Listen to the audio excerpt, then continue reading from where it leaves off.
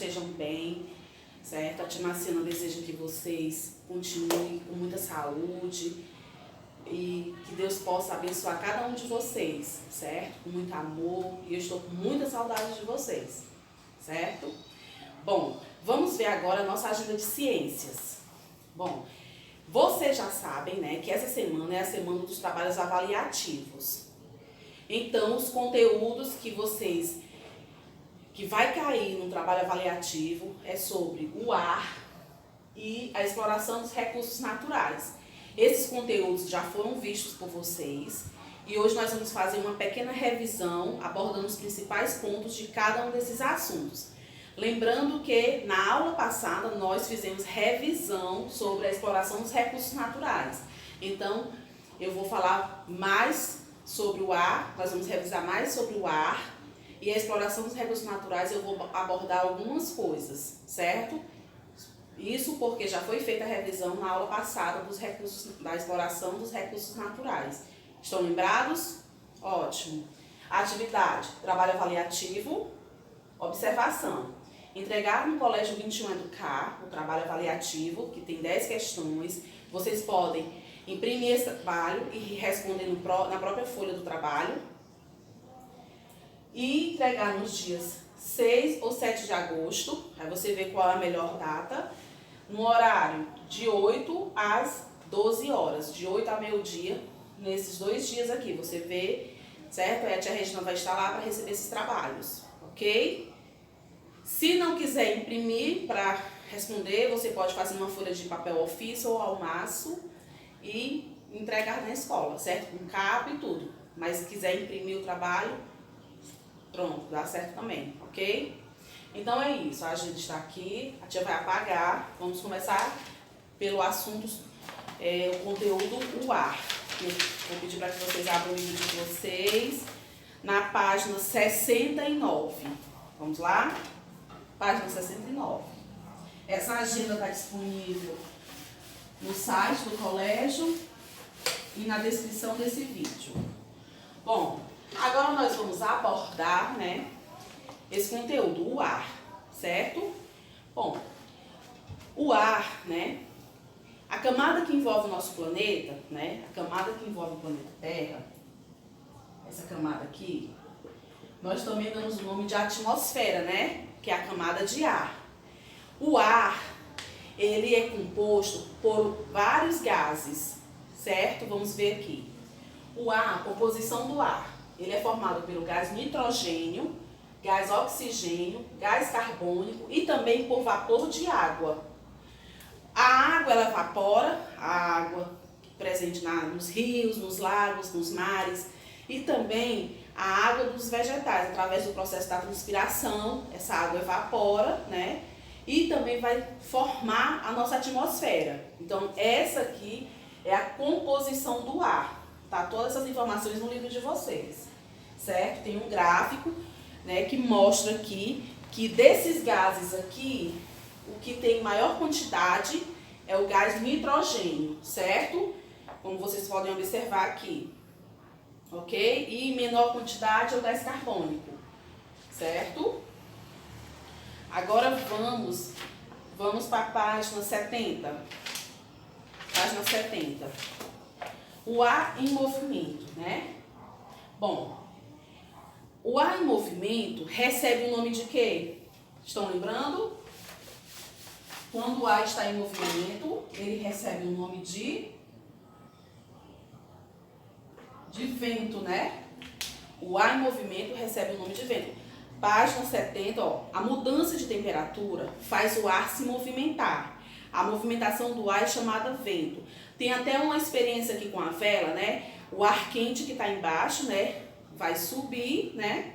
E o ar frio desce. E essa movimentação, né, das temperaturas faz com que o ar fique em movimento. E isso vai ocasionar o quê? Justamente o vento, não é isso?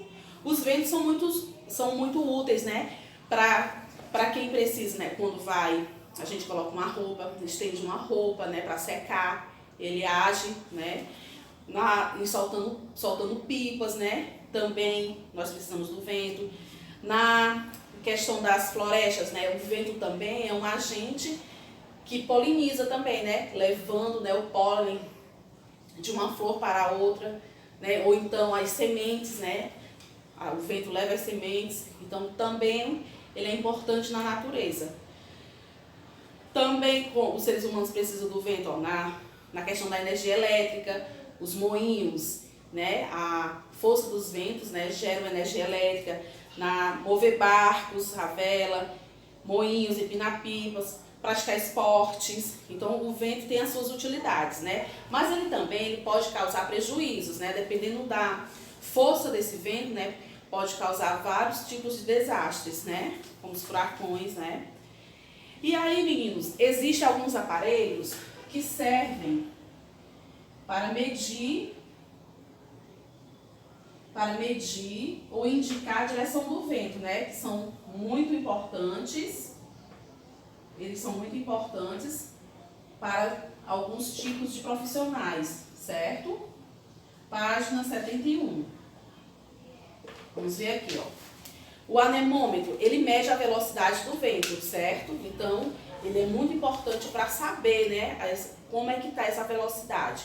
Já o catavento e a biruta servem para indicar a direção do vento.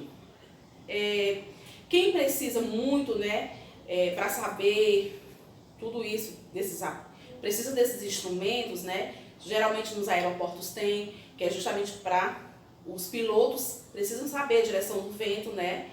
Justamente, né, para não ocasionar nenhum acidente. Então é muito importante esses 3 instrumentos aqui, certo? Para alguns profissionais. Ok? Até aqui deu para relembrar? Muito bem. Agora vamos para a página 74, falar um pouquinho sobre umidade do ar e temperatura do ar. Umidade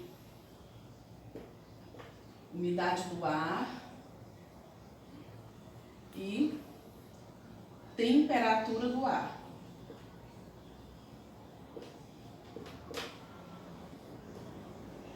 Certo? Vamos ver aqui na página 74, ó. Bom, umidade do ar. O que é umidade do ar? Quando a gente fala em umidade, né, está relacionado à água. Então, umidade do ar é a quantidade de água, né, como aqui vem dizendo, ó, é a quantidade de água em forma de vapor presente no ar, certo? E como é que acontece isso? Nós não falamos que a atmosfera ela tem vapor de água? Não foi isso que nós vimos bem no início do vídeo? Essa água ela vai parar no ar em forma de vapor justamente porque as águas dos rios, mares, as águas das plantas, elas evaporam. Então elas ficam em forma de vapor na atmosfera. Então quanto mais umidade do ar tiver lugar, o que é que vai acontecer? Hein? E isso vai ser o local, né, que vai ter um clima mais agradável, né? Então vamos ver aqui, ó. A umidade do ar pode variar bastante. Há lugares muito secos, isto é, onde há pouco vapor de água na atmosfera. É o caso, por exemplo, de Brasília. E há lugares muito úmidos, como os que ficam cercados por vegetação e as cidades litorâneas. A umidade do ar é necessária à nossa vida, à vida dos outros animais e das plantas. Sem ela, tudo secaria, certo? Então, a umidade do ar é muito importante, certo? Quanto mais umidade do ar, né, aquele local, né, vai ser um local mais, como eu falei, o clima vai ser mais agradável, não vai ser tão seco, certo? E um local que não tem tantas vegetações, o local, esse ambiente, ele vai ser um ambiente mais seco, como deu aqui o exemplo de Brasília. Então a vegetação, ela é muito importante no caso da umidade do ar, porque a água dos vegetais, elas evaporam através do processo da transpiração. Então é super importante a conservação, né, das plantas, dos vegetais para isso, certo? O aparelho que mede a umidade do ar, ele chama-se higrômetro, certo? Pronto. Né? Ele mede a umidade do ar. No caso da temperatura do ar, ela é usado termômetro, né? Esse instrumentozinho aqui, né? É utilizado para medir a temperatura do ar, né? A temperatura corporal também chama-se termômetro, não é isso? Então, o termômetro, quando a recepção ou perda de calor, há variação na temperatura. Isso acontece com a temperatura do ar, quando determinada quantidade de matéria recebe ou perde calor. Isso ocorre também com as pessoas, com os animais, com os objetos, né? Então, se perder ou ganhar calor, né, a temperatura ela vai mudar. E o termômetro serve para isso, né? Muitas vezes a gente, sempre nos noticiários, a gente sempre vê, né? Hoje em Fortaleza está fazendo 30 graus Celsius, não é isso? Então, a temperatura ela também mede-se a temperatura através do termômetro, né? Isso é muito importante, certo? O termômetro funciona assim: quando há mais calor, a temperatura se eleva e o líquido se dilata. Isto é, aumento de volume e se expande pelo tubo. Quando a temperatura diminui, o líquido se contrai e volta para onde estava. Ok? Bom, página 76, previsão do tempo. Página 76.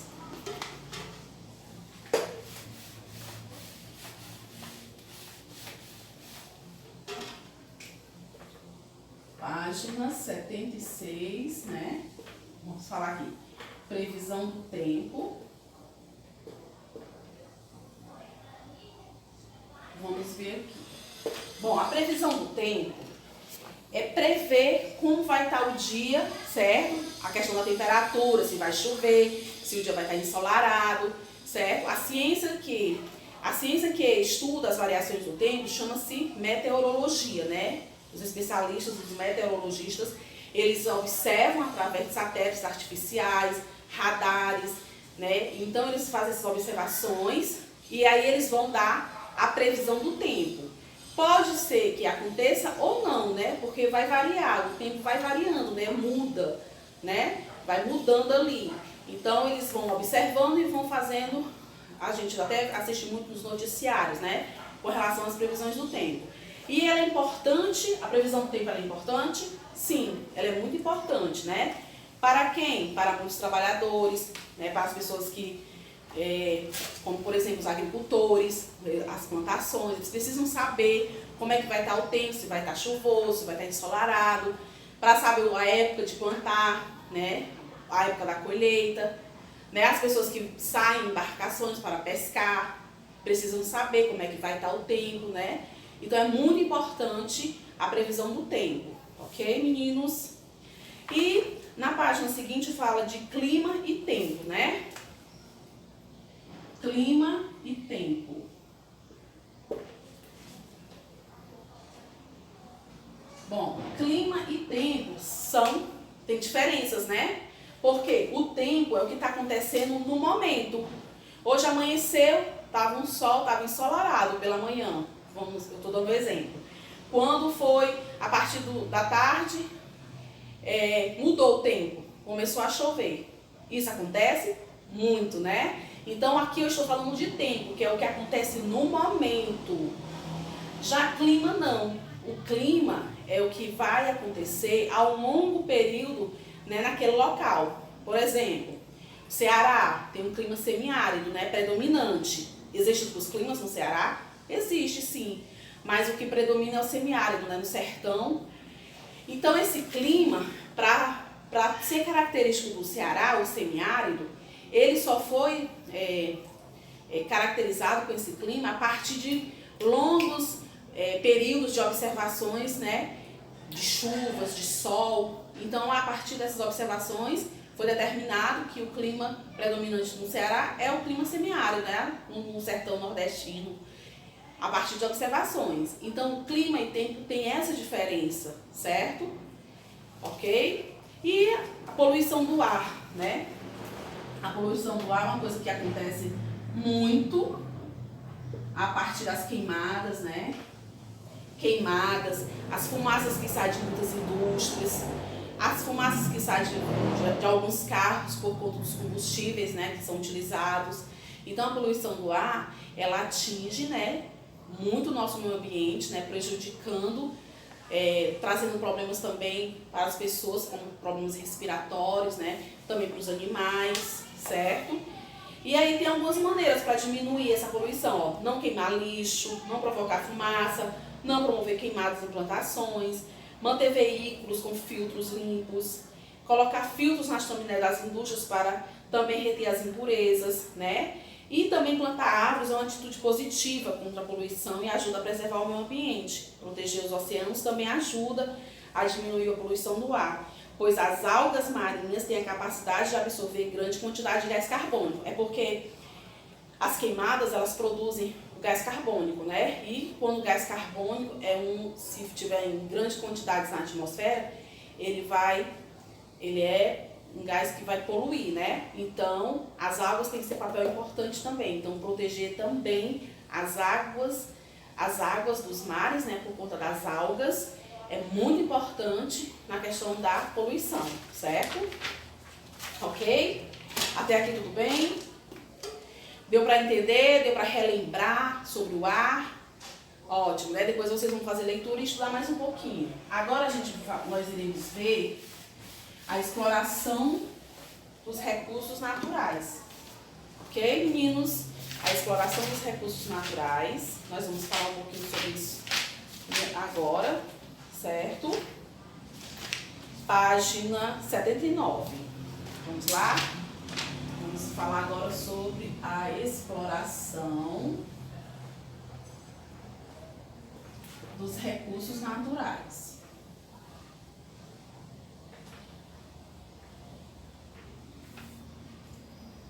Pronto. Bom, nós vimos, né, na aula passada, sobre a exploração dos recursos naturais, né?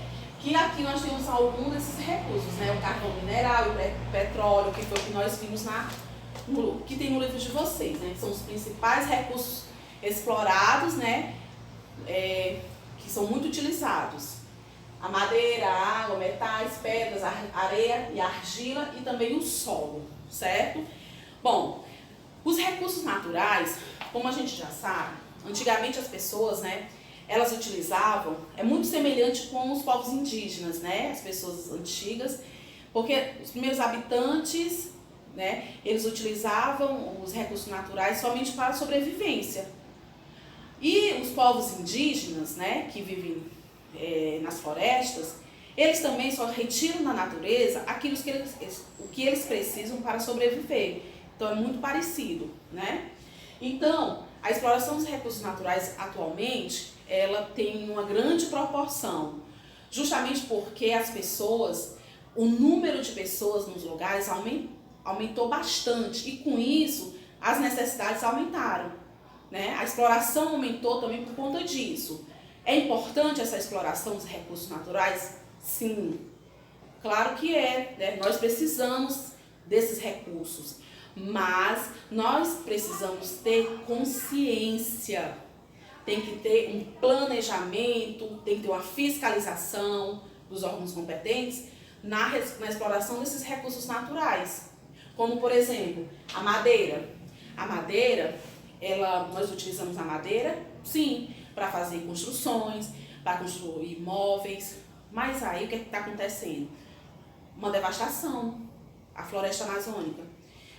Grandes áreas da floresta amazônica estão devastadas, justamente por conta da retirada ilegal da madeira, né, da floresta amazônica e de tantas outras florestas, certo? Então está acontecendo isso, né? Precisa ter uma fiscalização, certo? No solo, a questão do solo. O solo, ele é importante no cultivo de produtos agrícolas, mas aí quando se planta em grandes quantidades um produto agrícola, onde aquele solo ele é muito utilizado, né, de forma contínua, então muitas vezes os agricultores, né, eles utilizam queimadas para fazer a limpeza, né, retiram vegetações que já estavam ali, eles também utilizam fertilizantes que vai ajudar a degradar o solo e às vezes também esses fertilizantes podem até penetrar no subsolo, nas águas subterrâneas e poluir também as águas, certo?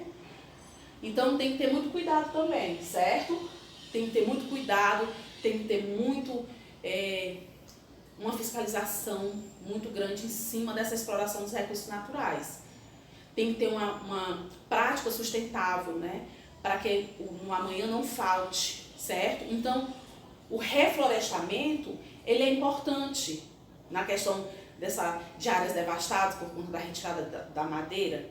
Então, é preciso também que aconteça o reflorestamento, né? A recuperação dessas espécies para que não venham a cair em extinção, a ficar em extinção, a não degradar o solo. Então, é preciso também, o reflorestamento é uma ideia muito boa, é uma prática muito boa para isso, para a recuperação, certo? A proteção dos animais silvestres e das espécies vegetais nativas, né? Página 84, né? Que fala aqui da proteção dos animais silvestres, né? Exploração dos recursos naturais, aí vem aqui, ó, proteção dos animais silvestres, né? Bom, nós sabemos que o lugar dos animais silvestres é na floresta, né? Mas aí, muitas vezes, o que é que acontece? Esses animais silvestres, eles estão muito desaparecendo, né? Ou seja, estão em extinção. Extinção, no processo de extinção, é quando aquele animal, ou também um vegetal, ele está correndo risco de desaparecer de vez. E quando a gente diz que está extinto, é porque não existe mais, né? E o que é que acontece para que isso venha, para que um animal ou uma espécie vegetal fique extinta? É justamente quando acontece a caça ilegal desses animais, a retirada desses animais do meio da floresta, é quando existe um desmatamento, uma devastação das florestas, que aí tinham espécies de vegetais que está correndo risco de extinção, certo? Quando tem queimadas, enfim, são vários fatores que vai desencadear a extinção de animais, né, e vegetais. Então, destruir o habitat dos animais através de queimadas ou desmatamento também vai ocasionar um desequilíbrio no meio ambiente, né? Muitos animais vão desaparecer, muitas espécies vão desaparecer. Então, tem que ter muito cuidado com isso, certo? Cuidados com a água dos rios e dos mares também, né? Temos que ter esse cuidado, temos que cuidar das águas, não sujando, não jogando lixo, tendo todo esse cuidado, né, com todos os recursos, né, que são nos oferecidos pela natureza, né, incluindo a água, né, que é um bem precioso que nós precisamos para sobreviver. E nós sabemos que existem também muitos rios que estão poluídos, né? E o que fazer com esses rios poluídos? Existe um programa de despoluição das águas, né? Onde os órgãos competentes fazem essa despoluição, só que é um projeto caro, que leva uma grande mão de obra, leva muito tempo para se realizar esse projeto, né, de despoluição dos rios, né, das águas. Se aquele rio, aquelas águas estão poluídas, realmente precisa acontecer a despoluição, né? Mas é muito melhor que haja uma conscientização das pessoas em não estar poluindo, jogando lixo nos rios, certo? Até no solo, porque vai parar em rios, certo? Então, também é uma questão de consciência. Nós podemos fazer a nossa parte, não poluindo, não sujando o lixo, não desperdiçando a água, certo? Economizando água. Então, são algumas coisas que são pequenas, mas que vai fazer toda a diferença, certo? Então, meus amores, eu espero que vocês tenham relembrado, eu tenha clareado aí a mente de vocês, mas não deixe de estudar, de fazer leitura. E agora com vocês, façam um trabalho avaliativo, respondam as 10 questões, entreguem nas datas, né, que você já sabe, que é 6 e 7 de agosto, de 8 ao meio-dia, no Colégio Monte Educar com a tia Regina. Estudem, beijos para vocês, certo? E é isso, até a próxima aula.